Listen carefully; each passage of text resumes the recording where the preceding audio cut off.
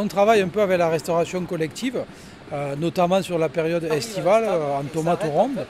Il y a moyen de continuer à développer ce marché-là, qui est un marché qui se développe et qui est de plus en plus important en France, avec une gamme de produits plus large et un approvisionnement local plus important au niveau des cantines scolaires, puisque c'est quand même aussi des fonds publics qui gèrent des cantines scolaires, et donc on estime que malgré tout, il devrait y avoir plus de produits français qui est consommé au travers des cantines et des produits locaux.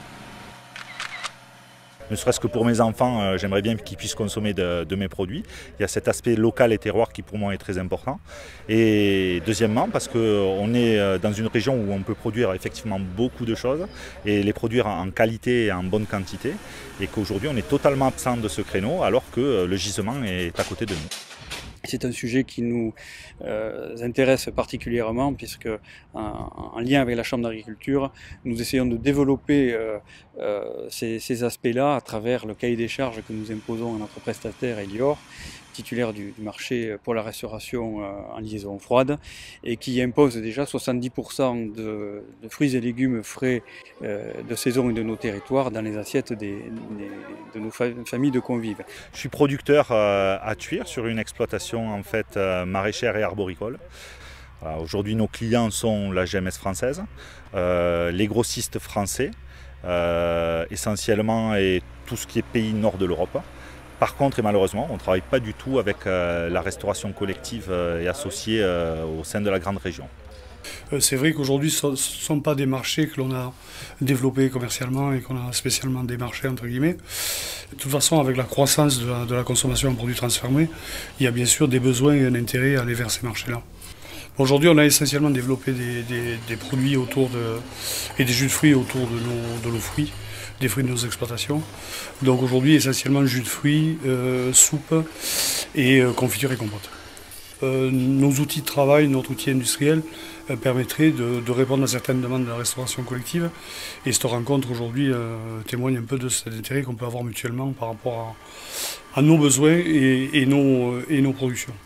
Je suis éleveur laitier à Bourg-Madame et nous, tout le lait par la coopérative Simelé. À travers cet atelier, c'est arrivé à avoir une meilleure valorisation de notre lait. C'est le but, c'est pour ça que ça a été fait, pour que tous les éleveurs de Cerdagne, qui sont de moins en moins nombreux, arrivent à pouvoir continuer de vivre de ce métier, quoi. Il y a un travail qui a commencé avec la restauration scolaire. C'est souvent un peu au coup par coup. Bon, c'est la seconde année qu'on produit, donc il faut le temps que les gens nous connaissent. Mais avec certaines restaurations scolaires, on est arrivé même à avoir une planification et quelque part des commandes à date sur toute l'année scolaire. Et ça, c'est vrai que pour nous, c'est quelque chose d'important. Notre première cible, c'est évidemment le département, le pays catalan.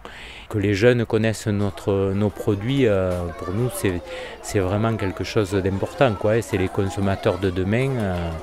Et puis c'est vrai que nos produits tout le monde dit qu'ils sont bons, donc ça doit être vrai. Et que les gens puissent avoir de temps en temps des bons produits, les jeunes, qui puissent faire la différence, c'est aussi important pour leur éducation. Pour pouvoir développer ce type de production, je pense qu'il faudrait se mettre en accord et arriver à organiser un calendrier de production, puisque eux, je pense qu'ils doivent pouvoir savoir les besoins qu'ils ont à des périodes bien définies. Et nous, à partir de là, on fixe un calendrier de production où on pourrait amener et produire les besoins de ce qu'on pourrait faire pour être vraiment en accord entre le besoin et le produit. Alors la planification en restauration collective elle reste relativement simple. Aujourd'hui il y a des recommandations nationales, tant en termes de grammage qu'en termes de fréquence d'apparition du produit. Pour vous donner un exemple très concret, les fruits, il faut servir des fruits crus au moins 10 repas sur 20 et un fruit doit être de minimum 100 grammes pour un enfant. Donc 100 grammes multiplié par 10 jours, multiplié pour nous par 10 000 repas environ. Voilà, on est à peu près à 1 tonne de fruits pour un service et on doit faire 10 services de fruits par mois. pour moi, les facteurs limitants, hein, il y en aura deux essentiellement. Donc c'est surtout le prix, ça c'est clair. Hein, on est sur un marché porteur et donc du coup, peut-être qu'au niveau du tarif, ça risque de coincer un petit peu pour alimenter la restauration collective. Mais il y a aussi un autre petit facteur, c'est la logistique hein, pour la livraison. Là, Terraneo n'est pas équipé aujourd'hui pour faire des petites livraisons, donc il faudra organiser, je pense, une logistique autre et étudier ce problème de logistique. L'intérêt de ces journées, pour moi, c'est d'abord c'est de rencontrer les gens qui travaillent sur place. C'est mettre un visage et tout de suite, c'est pas pareil. Et le yaourt, je suis sûre qu'il n'aura plus le même goût. Mais c'est vrai. On a commencé à travailler avec vous. C'est vrai qu'il faut apprendre à se connaître aussi. Hein.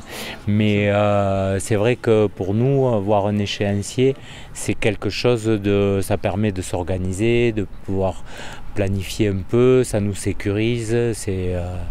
Donc c'est vrai qu'aller vers ça, pour nous, ça serait quelque chose d'important. Et puis pour nous, c'est pas très compliqué puisque les menus sont faits bien en amont et les yaourts, on en mange tout le temps. Puis, donc, on suppose.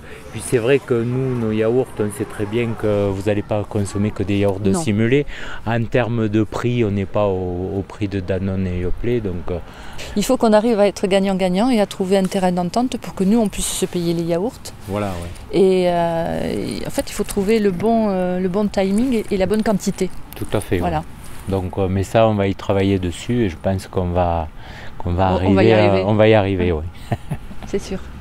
Au travers de l'inscription du collège au concours éco-collège, d'arriver à passer notre cantine en bio et en local. Alors je ne sais pas quelle est l'échéance encore. Hein.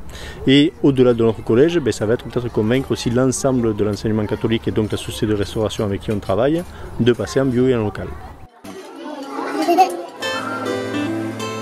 Donc il faut qu'on crée un peu plus de liens pour justement qu'on ait plus de pourcentage de produits qui est commercialisé dans la restauration collective en origine France. La question évidemment au niveau des producteurs, c'est aussi de s'organiser pour répondre à l'offre, c'est-à-dire quels sont les types de produits, transformés ou pas, dont a besoin la restauration collective et de s'organiser pour être compétitif en termes d'offres logistiques par rapport aux produits que l'on cultive.